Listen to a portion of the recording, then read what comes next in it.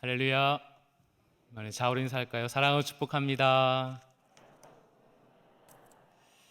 네, 복된 주일날 오후 예배 참 잘 나오셨습니다. 하나님께서 크신 은혜를 보여주실 믿습니다. 신앙 때문에 고난받고 핍박받고 어려움 받는 사람들에게 베드로는 그들에게 다른 위로보다는 예수님처럼 살아라 라고 그렇게 말하고 있습니다. 그리고 예수님처럼 고난도 받아라, 그리고 예수님처럼 승리하라 라는 말씀이 바로 오늘 베드로 전서의 말씀입니다. 분명한 정체성을 너희가 잊지 않았으면 좋겠다라고 말하고 있습니다.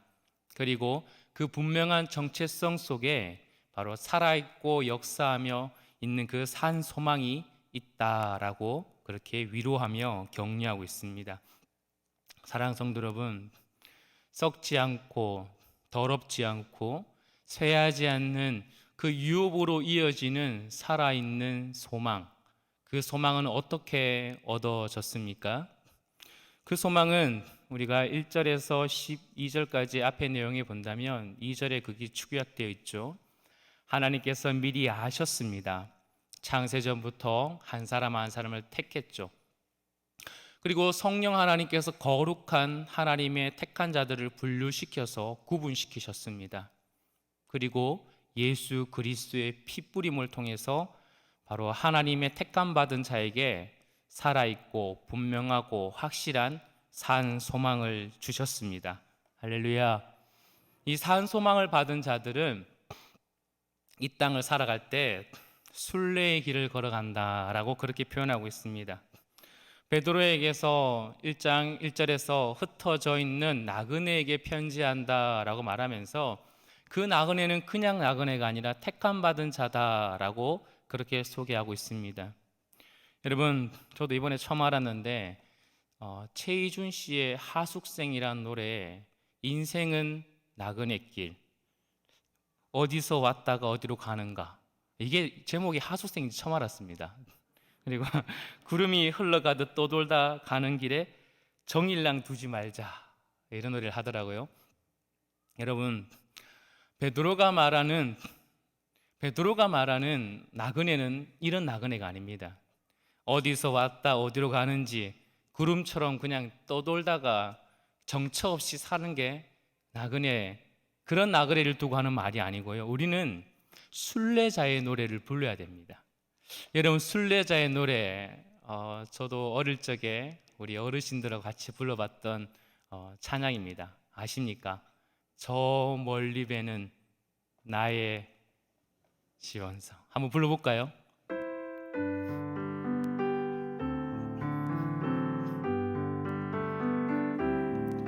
저 멀리 배는 나의 시온성, 오 거룩한 곳 아버지 집,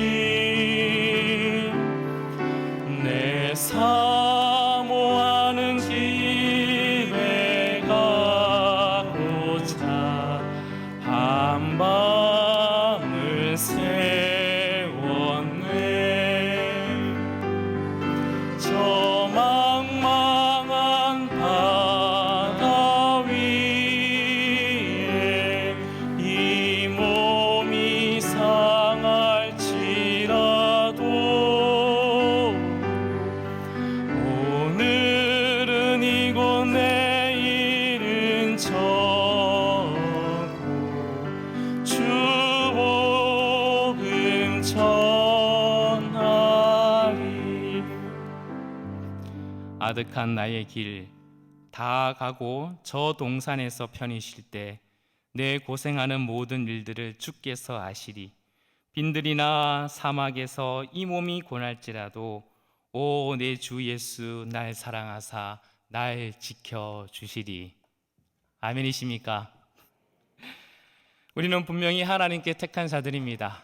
하나님께서 선택한 자들이고요, 그 선택한 속에서 뜬구름 잡는 인생이 아니라 분명하게 우리에게 확실하고 살아있고 역사하며 우리에게 주어질 유업을 바라보며 소망하는 자들인 줄 믿습니다.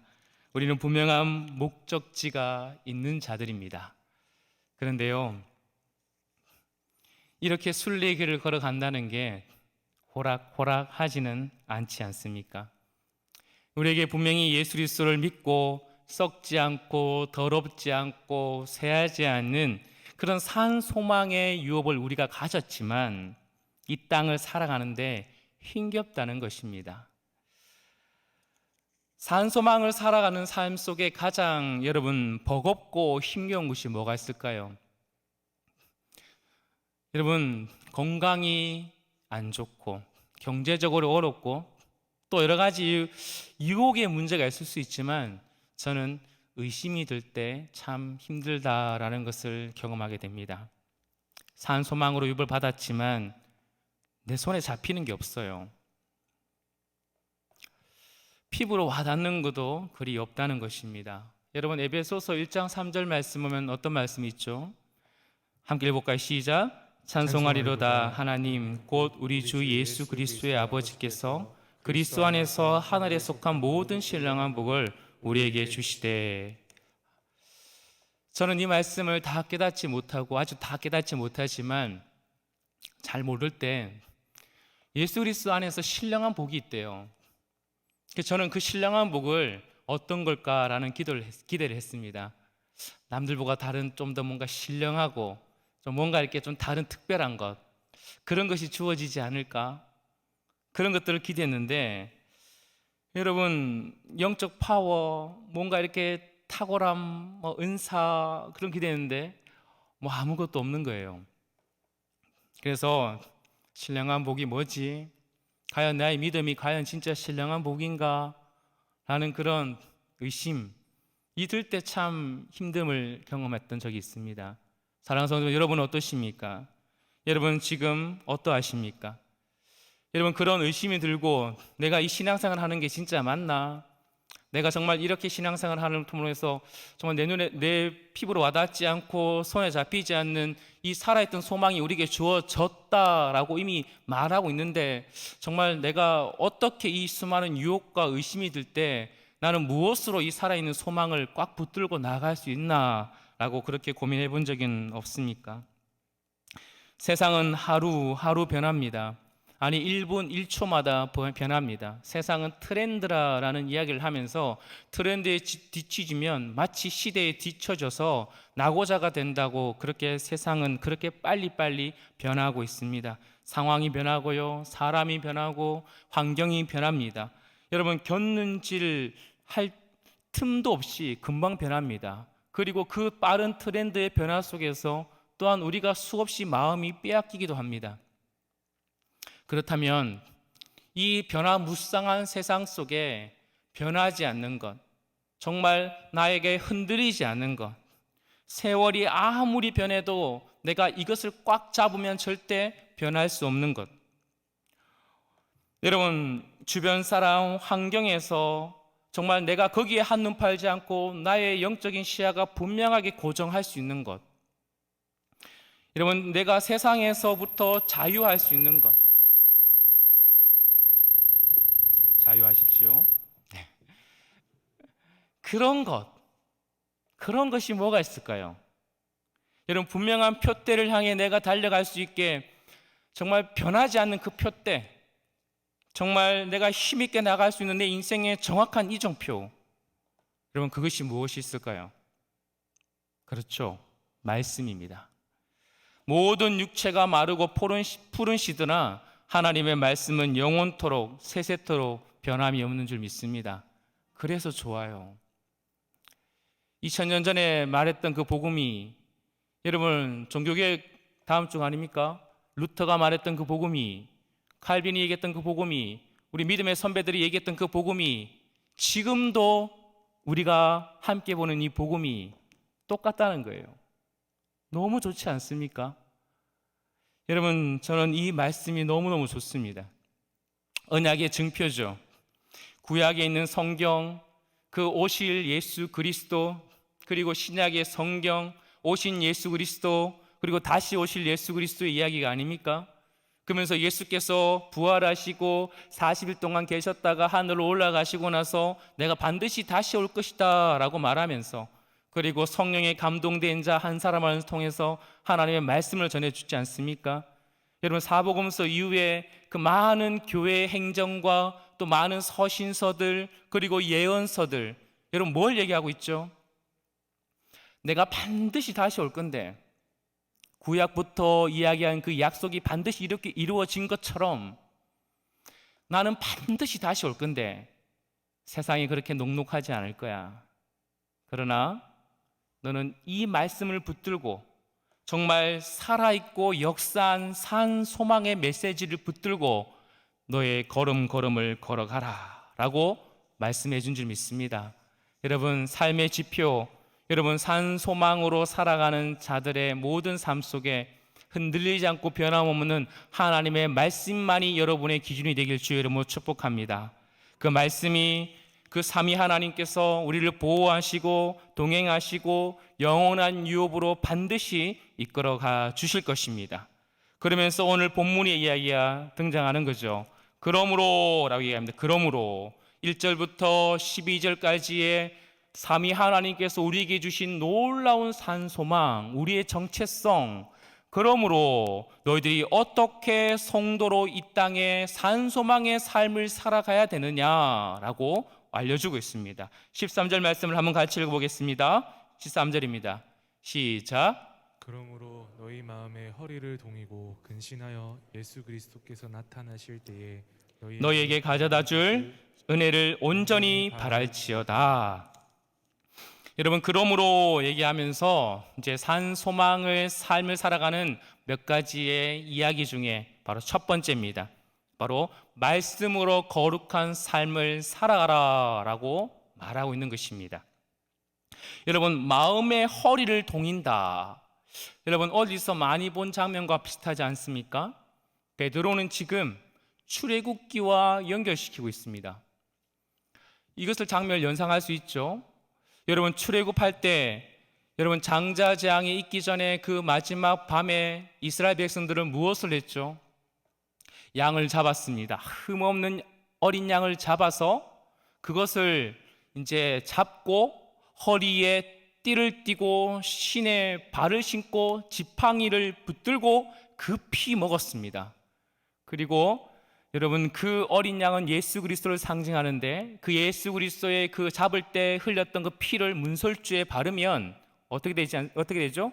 죽음이 넘어간다, 유월한다라고, 그래서 유월절을 그렇게 지키게 되었던 장면입니다. 바로 허리에 허리띠를 딱 띠는 겁니다. 뭐 하기 위해서요? 평상시는 이렇게 이스라엘 백성들이 밥을 먹지 않죠. 여유 있게, 아주 여유 있게 밥을 먹지 않습니까? 근데 지금 뭐 하는 거예요? 죽음의 재앙이 오고 우리는 이제 출애굽하게 되니 우리는 이제 급하게 달려가요. 바로 이제 광야의 순례길을 걸어가야 된다라고, 그런 장면이 바로 그 유월절 전날 밤의 장면입니다. 출애굽한 백성들이 이제 순례의 길, 약속의 땅으로 걸어가는 길에 있어서는 여러분 그들에게 필요한 것은 단 하나였습니다. 광야에는 아무것도 없어요. 그들에게 주어진 것은 단 하나, 말씀뿐이었습니다. 그 말씀 하나로 그들이 그 광야 같은 세상을 살아내야만 했다는 것입니다. 여러분, 오직 원리는 말씀입니다. 그 말씀대로 순종하고 그 말씀대로 나아갈 때 너희들에게 약속의 땅으로 반드시 들어갈 것이다 라고 보여주고 있는 것입니다. 여러분, 이 띠, 이것은 동일하게 에베소서 말씀은 진리의 허리띠라고 그렇게 소개하고 있습니다. 광야 길을 걸어가는 자들의 그런 모습과 또 이 땅을, 이 시대를 살아가는 신약의 모든 세대의 성도들, 그리스도인들에게는 이 허리띠를 쫙 졸라매는데 그 허리띠가 뭐냐면 진리다라고 말하고 있는 거예요. 근데 오늘 베드로는 그 출애굽의 이야기를, 그런 연상을 시키면서 어디에 허리띠를 띠라고요? 마음에 그 허리를 쫙 꽈매라는 것입니다. 왜 그렇죠? 여러분, 잠언 4장 23절 말씀에 이런 말씀 있지 않습니까? 같이 읽어봅니다. 시작. 모든 지킬 만한 것 중에 더욱 내 마음을 지키라. 생명의 근원이 이에서 남이니라. 신명기 6장 5절에 너희 마음을 다하고 라고 얘기했습니다. 너희 마음을 다하고 뜻을 다하고 힘을 다하여 너희 하나님만을 사랑하라 라고 말하는 것입니다. 마음을 허리로 그 띠를 띠는 것처럼 마음으로 진리를 꽉 잡아야 되는 것입니다. 흔들리는 마음들, 출애굽을 했습니다. 그들이 항상 원망하는 게 뭐죠? 애굽은 그렇지 않았는데. 여러분, 오늘 담임 목사님 말씀하신 것처럼 애굽의 마음이 계속 있는 것입니다. 그 마음이 환경과 어려움 속에 이 순례의 길을 걸어가는 광야 속에 끊임없이 애굽은 그러지 않았는데 하면서 자꾸 빼앗기는 겁니다. 주변의 우상 숭배, 그리고 주변의 수많은 부족들, 그런 사람들 다 보면서 계속 마음이 뺏기는 것입니다. 여러분, 신약을 살아가는 사람도 마찬가지지 않습니까? 우리가 구원받고 살아있는 소망을 가지고 살아가는데 끊임없이 세상의 그런 수많은 유혹과 수많은 세상의 애국 같은 풍요와 다상과 그런 잘됨에 계속 마음이 흔들리는 것입니다. 뭐랍니까? 마음을 한마디로 단디해라 라고 말하는 것입니다. 뭐로요? 진리의 말씀으로.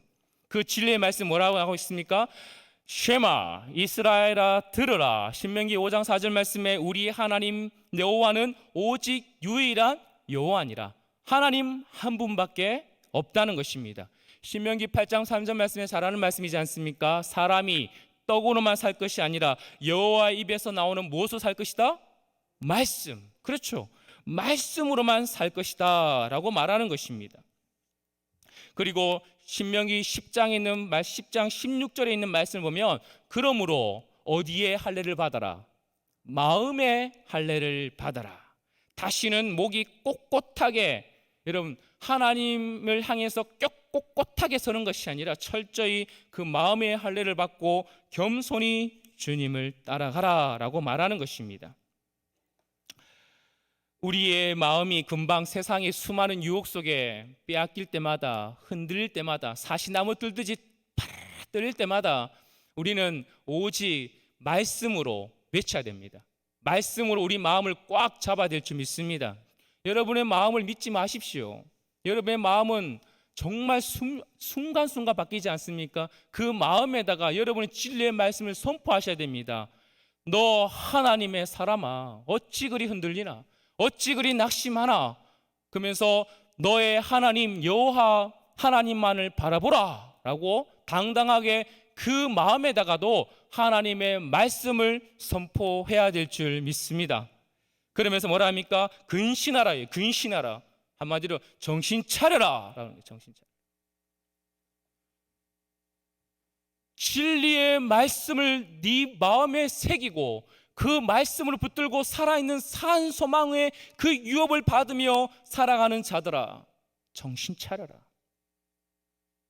세상의 마음을 다 빼앗기는 것이 아니라 하고 싶은 거 다 하고 먹고 싶은 거 다 먹고 세상에 마음껏 즐기는 인생이 아니라 정신을 바짝 차려서 사탄 마귀가 우는 사자같이 입을 딱 벌리고 우리를 잡아 삼키려고 하는 순간순간마다 우리 정신을 바짝 차리고 오직 주님께서 다시 오실 때 주실 놀라운 은혜를 바라보라 라고 말하는 것입니다.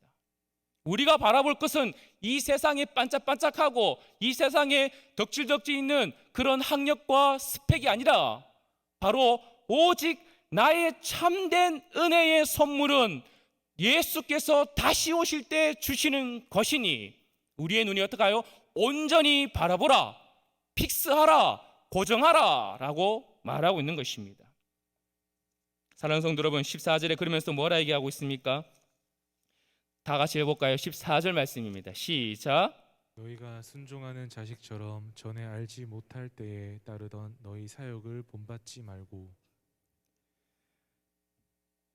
너희가 하나님 알지 못하는 그런 때처럼 네 사역대로 본받지 말라라고 얘기하고 있습니다. 그러면서 15절 말씀에 오직 너희를 부르는 신 거룩하신 이처럼 너희도 모든 행실에 거룩한 자가 되라. 그러면서 16절 말씀을 레위기를 등장하지 않습니까? 출애굽이 이야기 난 후에 베드로는 레위기의 이야기를 말씀을 끌어당깁니다. 그래서 뭐라 이야기하고 있죠? 함께 읽어보겠습니다. 16절 말씀입니다.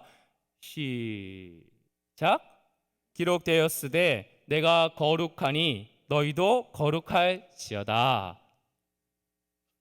여러분, 하나님 마음을 동이고 근신하여 깨어 있어 오직 나에게 참된 소망이고 나의 유일한 선물이 주께 오음을 알고 그렇게 한 걸음 한 걸음 살아갈 때 여러분, 우리의 삶은 거룩한 삶이 되어야 된다라고 말하고 있는 것입니다.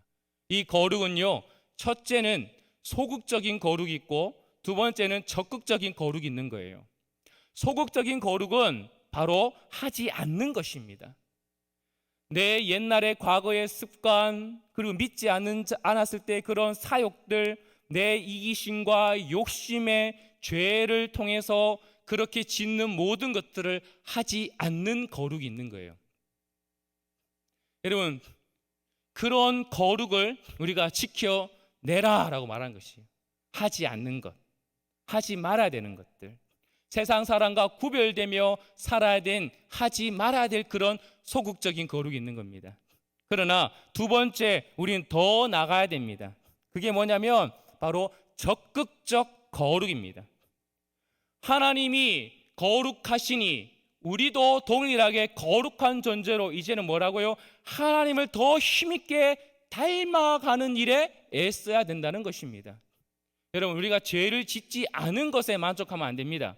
우리는 하나님을 닮아가는 일에 더 적극적으로 그렇게 살아내야 되는 것입니다. 여러분, 진짜 거룩이 무엇인지를 끊임없이 고민해야 되는 거죠. 우리가 성도로서 살아갈 때 우리는 술 먹고 담배 안 피는 것으로 만족하는 자들이 아닙니다. 이제 그 차원을 뛰어넘으셔야 됩니다.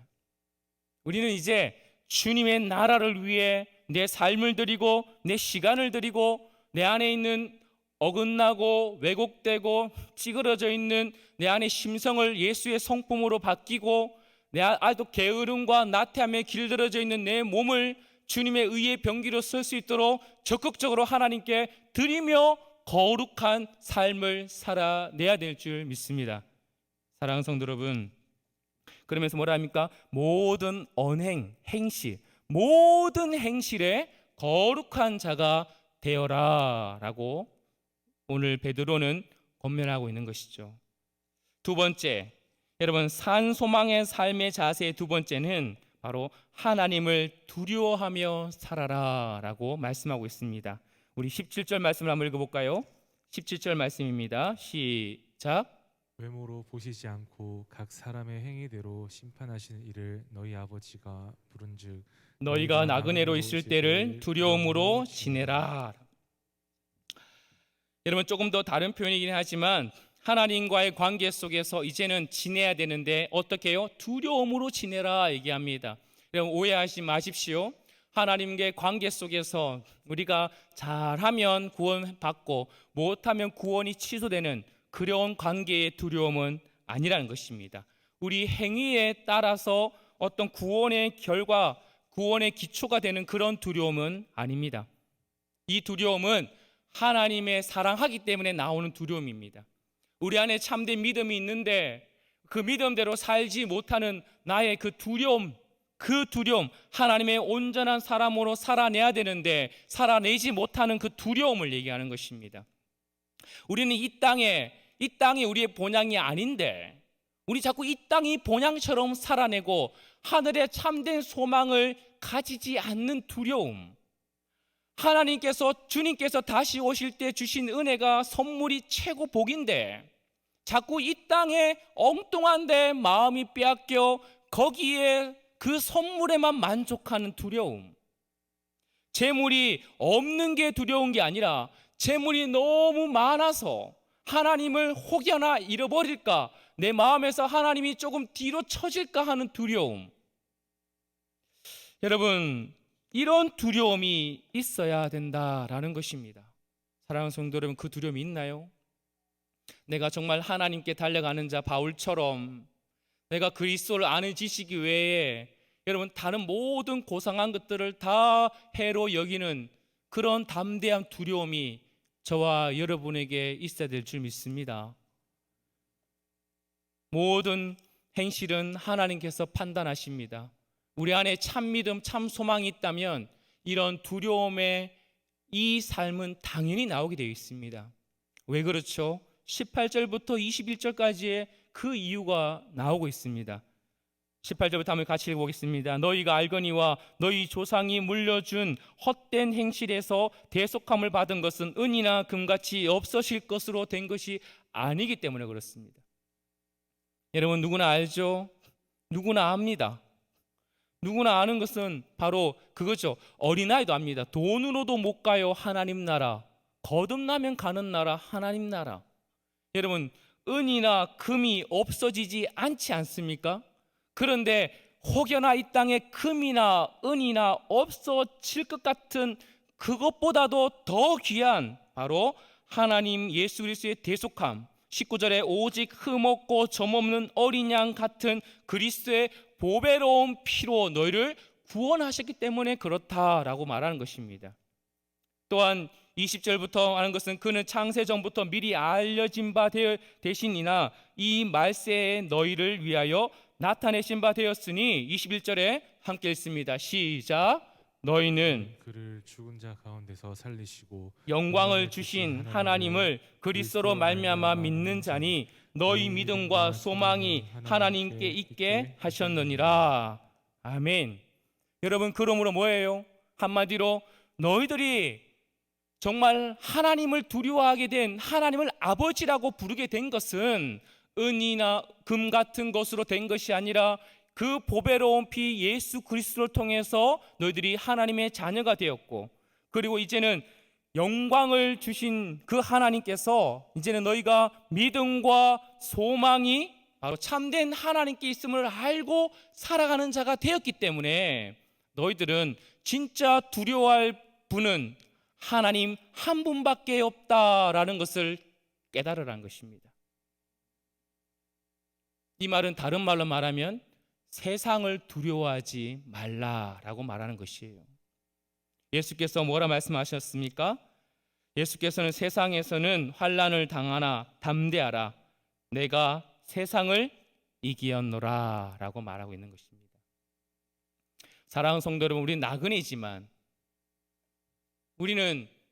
있지만 여러분 어느 곳에 다 있든 간에 그곳에서 하나님이 없는 삶을 살아서는 절대 안 됩니다.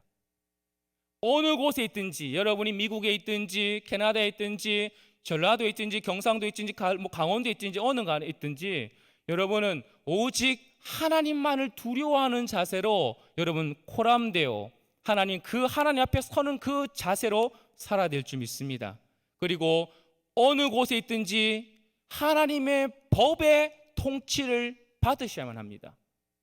교회를 떠난다고 해가지고 하나님의 법에 하나님의 말씀의 통치에서 벗어나는 것이 아니죠. 우리의 모든 삶의 현장에 나그네가 이 나라 가면 저 나라 법대로 살고 저 나라 가면 저 나라 법대로 사는 것이 아니라 우리는 택함받은 하나님의 순례자이기 때문에 우리의 통치는 오직 하나님께 있기 때문에 우리의 모든 삶의 지표와 기준은 하나님의 말씀에 있기 때문에 그 말씀이 어디에 있든지 나에게 적용되고 그 말씀대로 살아내는 자가 참된 하나님의 택함받은 자인 줄 믿습니다. 그리고 세상을 두려워하는 자는 아니죠. 하나님만 두려워하는 자가 그렇게 살아가는 자인 줄 믿습니다. 마지막 세 번째, 산 소망의 삶의 자세 세 번째는 바로 서로 뜨겁게 사랑하는 것입니다. 22절 말씀을 한번 읽어볼까요? 22절입니다. 시작. 너희가 진리를 순종함으로 너희 영혼을 깨끗하게 하여 거짓이 없이 형제를 사랑하기에 이르렀으니 마음으로 뜨겁게 서로 사랑하라. 아멘. 여러분 베드로는 참 구약의 말씀을 참 많이 이용하고 있습니다. 여러분 레위기 11장부터 20장까지 이야기는 거룩법에 나오는데 제사장뿐만 아니라 바로 이스라엘 백성들에게조차도 말하고 있는 것입니다.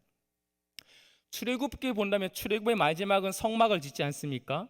하나님 임재가 가득합니다. 그런데 모세가 그 하나님의 임재가 가득한 그 성전에, 성막에, 성소에 들어가지 못합니다. 언제 들어갈 수 있냐면 레위기의 그 제사를 통해서 하나님께서 길을 열어주신 그 은혜의 방법을 통해서만, 그 죄가 해결됨을 그 과정의 피 흘림을 통해서만 하나님께로 들어갈 수 있습니다. 그리고 이제 11장부터 20장까지는 바로 제사장들의 삶, 이스라엘 백성들의 삶, 거룩한 삶이 무엇인지에 대해서 나오고 있으며 19장 2절 말씀에 거룩에 대해서 말씀하고 있습니다. 그러면서 19장 거룩에 대해서 말씀하시면서 레위기에서 그 거룩이 무엇으로 연결되냐라고 본다면 레위기 19장 18절 말씀에 내 이웃 사랑과 연결되고 있습니다. 베드로는 동일하게 오늘 그렇게 연결시키고 있는 것 같습니다.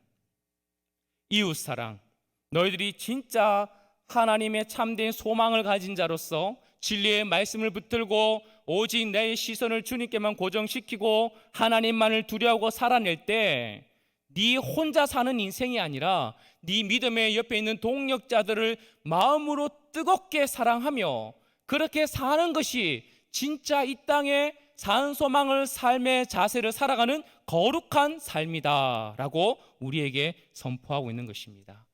사랑하는 성도 여러분, 우리는 그렇게 할 수가 없는 자들이죠. 우리는 사랑할 수 없는 자들이라고 담임 목사님 계속 말씀하지 않습니까? 어떻게 가능합니까? 22절 말씀 보니까 너희가 진리를 순종함으로 너희 영혼을 깨끗하게 했다라는 것입니다. 진리의 말씀을 통해서 우리의 영혼이 깨끗해졌기 때문에 우리가 이제는 나만 보는 것이 아니라, 죄의 특징이 뭐죠? 자기 중심성이지 않습니까? 자기만 바라보는 것이 아니라 이제는 그 영혼의 깨끗함을 받았기 때문에 그 보배로운 피로 말미암아 이제는 내 이웃에게 진짜 사랑을 할 수 있는 자가 된 것입니다. 무엇으로요? 바로 말씀으로요. 우리 영혼을 씻기고 깨끗하게 하는 것은 동일하게 오늘 13절에 말씀하신 것처럼 오늘 마지막에 결론 부분에 이렇게 얘기하는 것입니다. 23절부터 본다면 너희가 거듭난 것은 썩어질 씨로 된 것이 아니라 썩지 아니할 것이 될 것이니 살아있고 항상 있는 하나님의 말씀으로 된 것이다 라고 말하고 있습니다. 그리고 24절부터 25절까지 이야기는 이사야 40장 6절에서 8절 말씀을 또 끌어당기면서 얘기하고 있습니다. 우리 마지막으로 한번 읽어볼까요? 시작. 그러므로 모든 육체는 풀과 같고 그 모든 영광은 풀의 꽃과 같으니 풀은 마르고 꽃은 떨어지되 오직 주의 말씀은 세세토록 있도다. 할렐루야. BC 6세기경 바벨론에 있던 이스라엘 백성들에게 주신 위로의 말씀입니다. 제국에 포로된 이사야의 수신자들, 그리고 제국의 박해를 받던 베드로의 수신자들, 마치 이게 연결되는 것 같기도 합니다. 이사야의 예언이 새롭게 출발하는 출바벨론입니다. 이제 출바벨론, 그 백성들에게 선포하는 거죠. 하나님 말씀은 영원하다. 저 바벨론 반드시 무너진다. 하나님만이 참된 온 세상의 주인이시다. 그 하나님께서 약속한 그 말씀대로 반드시 회복시켜 주시고 하나님 나라를 세워갈 것이다. 동일하게 베드로로 얘기하는 것입니다. 로마의 박해를 받는 수많은 그 그리스도인들에게 동일하게 뭐라 외치는 거죠? 로마가 가지고 있는 팍스 로마나 그 영원한 힘과 칼로 만드는 그 평화는 곧 무너질 것이다. 로마가 자랑하는 금과 은과 칼은 그것은 영원하지 않을 것이다. 우리에게 영원한 것은 오직 말씀이다. 그 말씀대로, 그 말씀이 우리에게 복음으로 와닿았고 그 말씀이 우리에게 알려주는 것이 무엇이냐? 바로 우리에게는 영원한 살아있는 소망으로 이어지는, 썩지 아니하고 더럽지 아니하고 쇠하지 아니하는 유업이 우리에게 이미 있다라고 말하는 것입니다. 그러므로 너희들은 진짜 소망을 바라보고 살아내라. 진짜 우리에게 최고의 복이 무엇인지를 보고 살아내라 라고 그렇게 우리에게 권면하고 있습니다. 오늘 이 시대에도 우리에게 동일하게 권면하고 있는 줄 믿습니다. 사랑하는 성도 여러분, 그리스도인이 되는 것보다 되는 것도 참 쉽지 않고요, 정말 은혜인데 그리스도인으로 사는 게 참 만만치 않은 것 같습니다. 예수 그리스도의 은혜로 말미암아 영접하고 그리스도인이 되었다면 그때부터 예수 그리스도인의 합당한 삶을 살아내는 것이 우리에게 책임이 있습니다. 이 길이 순례의 길이고 이 길이 경주자의 길이지만 베드로는 저와 여러분에게 권면합니다. 쉽지 않은 인생이죠. 그러나 사랑하는 믿음의 형제 자매 여러분, 우리의 정체성을 항상 기억하십시오. 우리는 하나님의 택함 받은 자들입니다. 그리고 우리는 이 땅에 소망을 두는 자가 아니라 오직 하늘에 소망을 두는 자입니다. 우리는 떠도는 인생이 아니라 우리는 반드시 가야 할 본향이 있는 자들입니다. 우리는 이 땅의 모든 것에 마음을 빼앗기며 살아가는 자들이 아니라 분명히 하늘이 열린 자로 살아가야 될 줄 믿습니다. 사랑하는 성도 여러분, 그러므로 주님 앞에 서는 그날까지 믿음의 주여 또 온전케 하시는 예수에게만 여러분의 모든 마음이 고정되길 축복합니다. 진리의 말씀을 지켜내십시오. 세상을 두려워하는 것이 아니라 하나님을 두려워하길 소망합니다. 선명하고 분명한 기준에 있는 하나님 말씀, 그것은 어디에 적용되고 어디에는 적용 안 되는 것이 아니라 내 모든 삶의 영역에 다 적용시켜서 온전히 주님의 거룩한 하나님의 사람으로 살아내길 축복합니다. 그리고 뜨겁게 사랑하길 소망합니다. 미워할 것 다 미워하고 시기할 것 다 시기하다가 언제 사랑할까요? 여러분, 우리가 사랑할 수 있는 시간이 그렇게 많이 있는 것은 아닙니다. 뜨겁게 사랑하고 믿음의 동역자를 위해 함께 헌신하고 함께 그렇게 주님 앞에 서는 날까지 우리가 함께 동역자로 살아내는 저와 여러분 되길 주의 이름으로 축원드립니다. 우리 합심하여 한번 기도할까요? 주님, 분명한 소망을 가진 자로 살게 하여 주십시오. 내 마음을 오직 주의 말씀으로 지키게 하여 주십시오. 거룩한 삶을 살아내는 자가 되어서 오직 하나님만 두려워하며 이 땅에 내가 걸음걸음 속에 나에게 함께 지금 맡겨진 아름다운 동역자들 뜨겁게 사랑하는 우리 범호교회, 우리 믿음의 공동체 되게 하여 주시옵소서. 우리 한번 합심하여 주를 가시며 기도드립니다. 주여.